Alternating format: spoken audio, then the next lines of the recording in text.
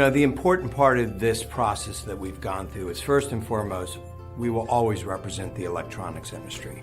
The leadership of EICC really asked us to think big, think outside the box, take a look down the road of where we wanted to be as an organization and what the business model we needed to have in place to achieve our goals and objectives. When we started as the EICC, it was very focused on the electronics industry.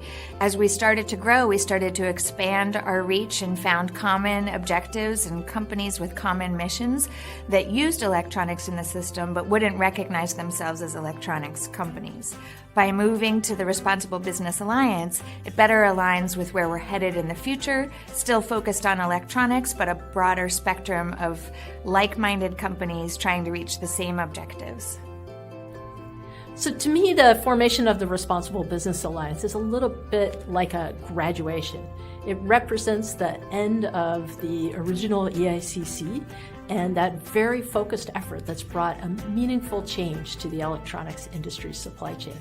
I think I've come to recognize that a rebrand is both important and probably necessary at this point because our membership has grown tremendously, not only in numbers, but in terms of diversity. And I think the diversity is reflected in the electronics industry as a whole.